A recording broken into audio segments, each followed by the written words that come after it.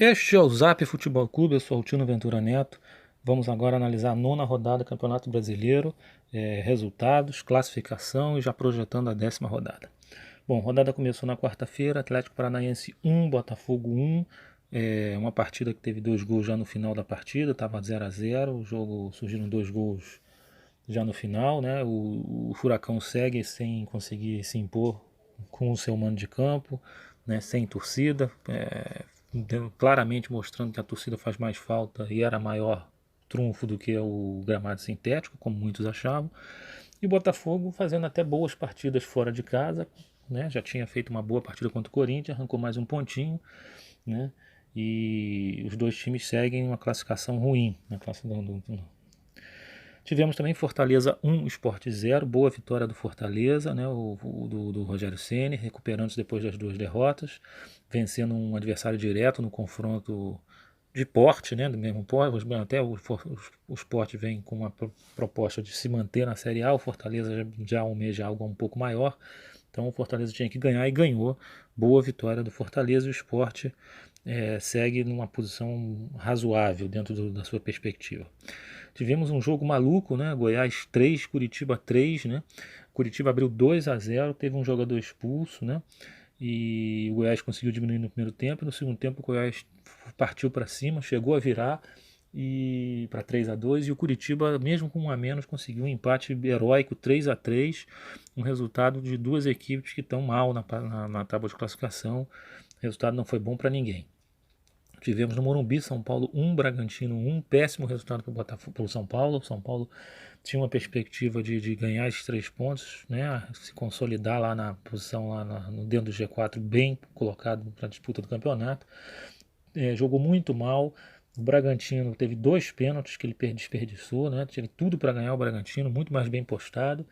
E no final, com os 2 pênaltis perdidos, o São Paulo ainda conseguiu achar um gol, empatou, né, com o Bragantino, 1 a 1. O resultado foi ruim para o São Paulo, né, mas diante do quadro que a derrota foi quase certa, tomou mais um ponto, e para o Bragantino, muito a se lamentar, porque jogou fora a chance de sair do Z4 com essa vitória que estava nas mãos. Tivemos também na quarta-feira um Fla-Flu, Flamengo 2, Fluminense 1. Um resultado que não retrata o que foi o jogo. O Flamengo teve um amplo domínio, uma superioridade técnica, tática, física, enfim, tudo psicológica. O Flamengo realmente dominou completamente o Fluminense sem mostrar nenhuma resistência. O Flamengo fez 2 a 0 no primeiro tempo rapidamente, né? E a partir daí seguiu-se uma sequência de muitos gols perdidos, contra-ataques desperdiçados. O Fluminense não esboçando nenhuma reação, né? E o gol do Fluminense só surgiu praticamente já nos descontos, já dentro dos descontos, faltando um minuto para acabar, num córner. Foi a única grande finalização, né, do Fluminense no jogo. Antes do córner, né, fez a finalização, o goleiro do Flamengo espalmou para córner. No escanteio, o zagueiro Digão diminuiu 2 a 1, mas o resultado não mostra a superioridade que foi. O Fluminense está mal, o Fluminense precisa rever alguns conceitos. O Edair parecia vindo numa trajetória ascendente, mas o time deu uma rabiada forte nas últimas 2 semanas. Tivemos na Vila também Santos 3, Atlético Mineiro 1, grande resultado do Santos, um resultado para mexer com a autoestima do Santista, depois do Sampaoli abandonar o Santos de uma maneira meio traumática no passado, né? E no reencontro do antigo time com o seu antigo treinador, o Santos conseguiu uma bela vitória, facilitada e muito pela expulsão do goleiro do Galo logo no início do jogo, né, num lance em que ele foi lá na intermediária, num contra-ataque santista, e acabou derrubando o atacante do Santos. Expulsão justa, ficou com 1 a menos, e aí a situação do Galo ficou muito complicada. O Santos ganhou merecidamente por 3 a 1. E já na quinta-feira tivemos os últimos 4 jogos. Clássico Paulista, Corinthians 0, Palmeiras 2, né? Uma boa partida do Palmeiras, uma pequena evolução em relação às partidas anteriores. Dominou bem o Corinthians com superioridade também. O primeiro gol também num pênalti tolo do Fagner, né, que acabou sendo expulso e deixou do seu time com 1 a menos, e não pênalti contra, que o Palmeiras converteu. O Corinthians, a partir daí, se tornou uma presa fácil, não tinha muito o que fazer no jogo, né, com 1 a menos contra uma equipe mais qualificada e à frente do placar. Depois, ainda para piorar, ainda teve um segundo jogador expulso, né? Enfim, a situação do Corinthians, do Thiago Nunes, muito, muito delicada, e o Palmeiras subindo na tábua, vai crescendo, não faz aquele futebol exuberante, mas vem vencendo. Isso é que é mais importante. Tivemos também Inter 2, Ceará 0 no Beira-Rio, o líder do campeonato, vencendo bem o Ceará, 2 gols do Thiago Galhardo, um em cada tempo, né? E o Inter mostrando sua força. E o Ceará ainda precisa melhorar nos jogos fora de casa, mostrou uma certa fragilidade, sem puxadas de contra-ataque, sem muita alternativa para fugir da pressão. Em Salvador, Bahia 0, Grêmio 2, com uma boa recuperação do Grêmio, do Renato Gaúcho, vencendo o Bahia fora de casa. O Bahia vem numa sequência terrível, né? Perdeu o treinador naquele jogo com o Flamengo, conseguiu empatar no Beira-Rio, um resultado até surpreendente, e volta a perder em casa. O Bahia esse ano está muito fraco jogando em casa, não consegue fazer os resultados, não sei até que ponto a falta da torcida baiana, que é apaixonada, que comparece em peso. A situação do Bahia é alerta vermelho. E por fim, para encerrar a rodada, o grande resultado, a grande surpresa da rodada, Vasco 1, Atlético Goianiense 2 em São Januário.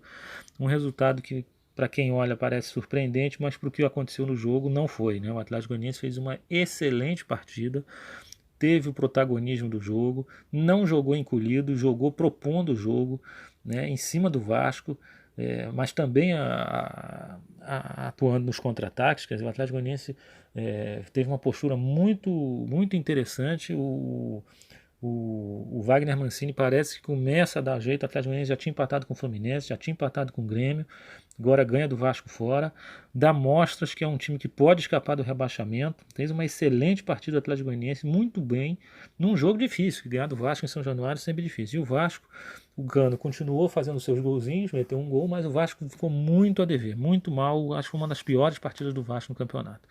Enfim, com esses resultados, vamos à tabela de classificação. O Inter é o primeiro com 20 pontos, o Flamengo pulou para o segundo lugar com 17 pontos, o São Paulo também tem 17 pontos, é o terceiro, o Palmeiras tem 16, é o quarto colocado. Esse é o grupo do G4 na fase de grupos Libertadores. Em quinto, o Atlético Mineiro com 15 e sexto, o Vasco com 14, seria o G6, teriam para pré-Libertadores, né?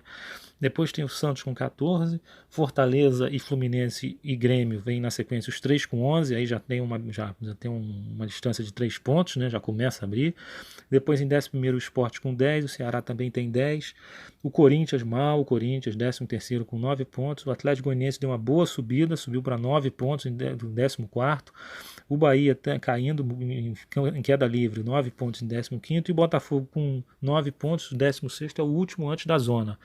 Dentro da zona, o Furacão, o Atlético Paranaense com 8 pontos, Curitiba também com 8 pontos, o Bragantino tem 7 pontos, e aí o Goiás já está com uma distância, já tem 5 pontos, o Goiás já começa a se distanciar da galera que está fora do G4, o Goiás tem que abrir o olho. A 10ª rodada, que vai ser realizada, começa a partir do sábado, né? Portanto, amanhã teremos o clássico Atlético Paranaense e Curitiba, um jogo de desesperados, os dois na zona do rebaixamento, lá em Curitiba. Teremos o clássico Sansão, Santos e São Paulo, Santos numa ascensão, o São Paulo oscilando, né? Um jogo perigoso para o São Paulo, o jogo é na Vila, né? A tendência é o Santos a conseguir ganhar o jogo, na minha opinião. Teremos aí já no domingo, teremos Fluminense e Corinthians, um clássico de duas equipes que vêm mau momento, né? O Fluminense e o Corinthians é um jogo que dos dois técnicos entram pressionados, né? Muito mal o Fluminense e o Corinthians nesse brasileiro nesse momento. Teremos o Grêmio e o Fortaleza lá no Sul, o Grêmio tendo uma chance de subir mais um pouco na tabela, é o favorito. O Galo Mineiro pega o Bragantino num jogo que tem que ganhar, né? 3 pontos que já são contabilizados para quem quer disputar o título. Em Salvador, o Bahia pega o Atlético Goianiense como favorito, mas tem que abrir o olho, né? Com a partida que o Atlético Goianiense fez contra o Vasco, não seria nenhuma surpresa o Atlético Goianiense trazer um bom resultado lá do Pituaçu. Em Fortaleza teremos Ceará e Flamengo, né? O Flamengo na busca de chegar a se aproximar do Inter, né? Um jogo teoricamente complicado, mas o Flamengo tem elenco, né? Em Goiânia, Goiás e Internacional, o líder, jogando fora de casa contra o Lanterna, né? Um jogo dos extremos. Ainda no domingo, Palmeiras e Sport, um jogo que o Palmeiras é franco favorito, né? Tem tudo para ganhar e se consolidar no G4. E para encerrar a rodada no domingo à noite, o clássico Botafogo e Vasco, no Engenhão, jogo equilibrado e que duas equipes vieram de maus resultados. Mas o Botafogo tem que abrir mais o olho porque está na breja do rebaixamento. Enfim, são essas as minhas impressões. Vão lá, deixem sua opinião. Até a próxima, galera. Forte abraço.